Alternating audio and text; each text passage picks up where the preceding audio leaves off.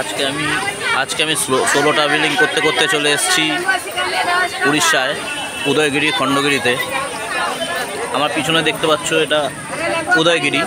এখানে টিকিট আছে, উদয়গিরিতে ticket system আছে, তাই জন্য ভাবলাম যে আগে আমি খণ্ডগিরিটা দেখে নিই। খণ্ডগিরিতে আবার টিকিট নেই, খণ্ডগিরি দেখে তারপরে উদয়গিরিতে ঢুকবো। এই যে খণ্ডগিরি, এখানে ঢুকবো এখন আমি। দেখি বেশ উঁচু, প্রথম সোলো ট্রাভেলিং করছি, এই মজাই লাগছে আলাদাই। দেখি যাই ভিতরে, প্রচুর ভিড়, প্রচুর। খণ্ডগিরি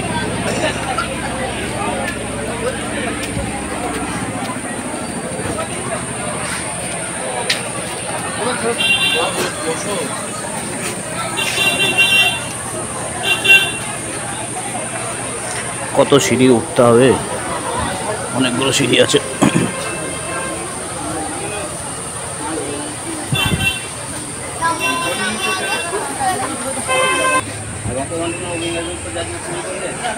প্রায় উঠেই পড়েছি উপরে।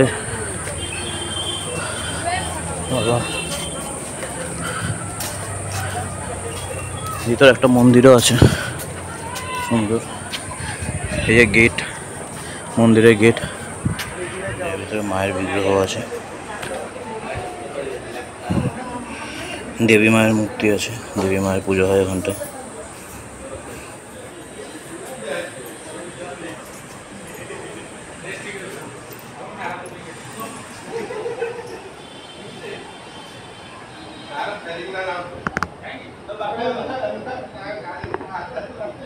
শিব মন্দির, এটা ভিতরে শিবলিঙ্গ আছে। নমস্কার করে নি।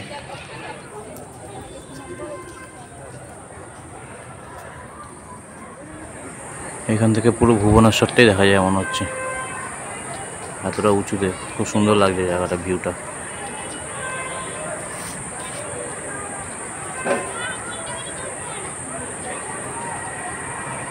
কি অদ্ভুত সুন্দর লাগছে কেপগুলো।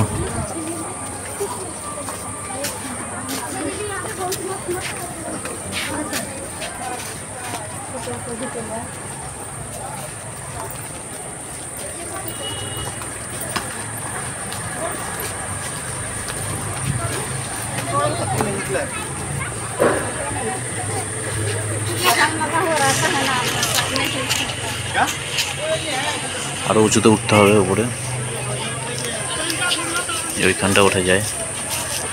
দিনের পর দিন ধরে, বছরের পর বছর ধরে কীভাবে রয়েছে, এরকমই রয়েছে। সুন্দর অদ্ভুত সৃষ্টি প্রকৃতির।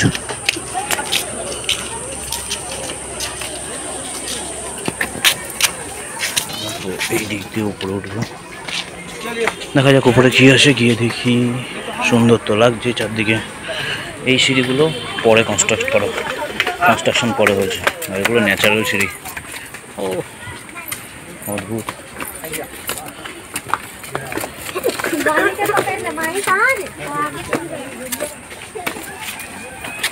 এইদিকে যাই দেখি।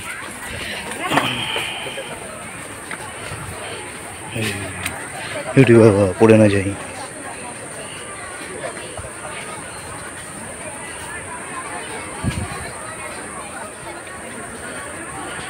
কয়েকশো বছর আগে এই জায়গাগুলো কীরকম ছিল সেটাই একটা ধারণা করছি।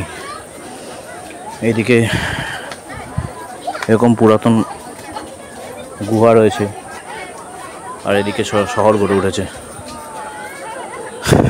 শহর হওয়ার আগে 100 বছর আগে, 100-200 বছর আগে কীরকম অবস্থায় ছিল।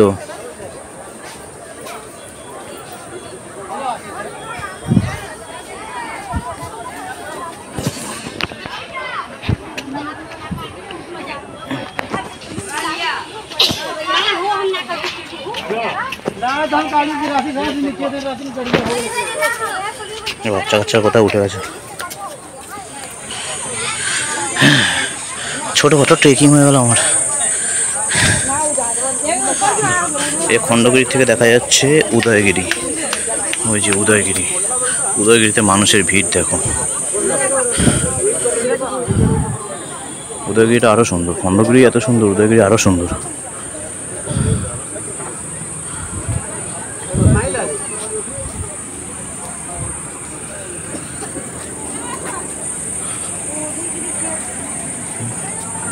কোথায় কোথায় ওঠা যায়। এই দিকটাও ঠিক মাগো,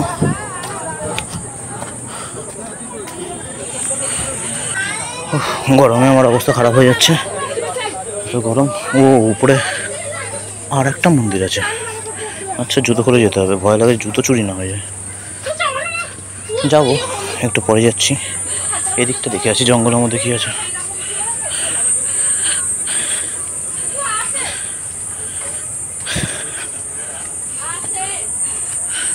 বাবা, ঝিঝি পোকার ডাক চারদিকে। ও হো হো হো হো, কত রকম জায়গা। এখানটা ব্যারিকেড দেওয়া, মানে এরপরে যাওয়া নিষিদ্ধ, কিন্তু আমার তো যেতেই ইচ্ছা করছে বেশি। এটা কি ব্যারিকেড? ব্যারিকেডই হবে তো, যাই তো, তারপর দেখা যাবে কি হবে। ওরে বাপরে, এখানে নিচে নামলে তো মুশকিল। এদিকে তো কেউই নেই, পুরো শুনশান, আমি একা। যাক, যা হবে হবে। জয় মা।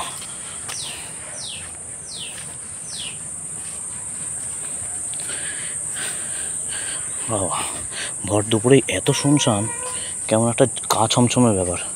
ও মা, ওখানে আবার গাছ আছে, সবাই গাছে বোধহয় পুজো দেয়, কিন্তু কেউই নেই।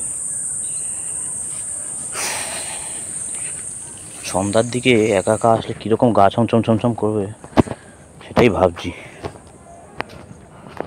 লাগছে অদ্ভুত। ও ও,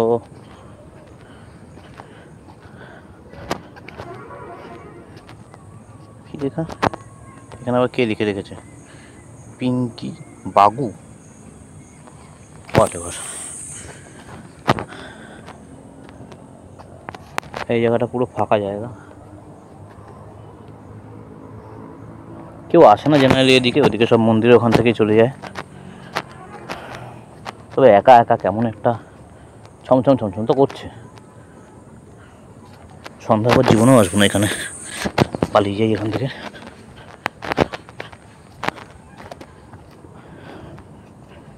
ভালো লেগেছে এখন, জঙ্গল টঙ্গল ভালোই লাগে বেশ।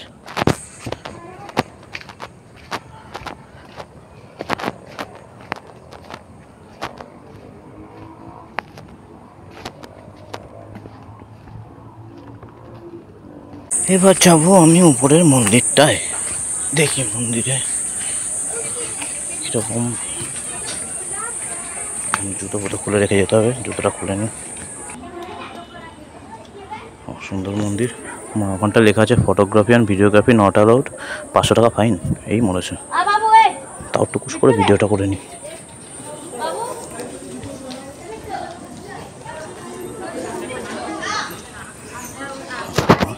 ফাইন দেওয়ার কোনো ইচ্ছে নেই। এটাই ছিল মোটামুটি আমার খণ্ডগিরির কেভের যাত্রা। দেখলাম, ঘুরলাম চারদিকে, খুবই সুন্দর লাগলো খণ্ডগিরি। এরপর আমি যাব সামনে উদয়গিরিতে। খণ্ডগিরি নো ডাউট ভালো, একা একা সোলো ট্রাভেলিংয়ের একটা নতুন দিক দেখলাম।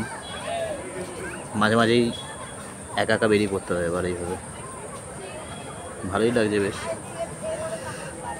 এবার দেখি উদয়গিরিতে।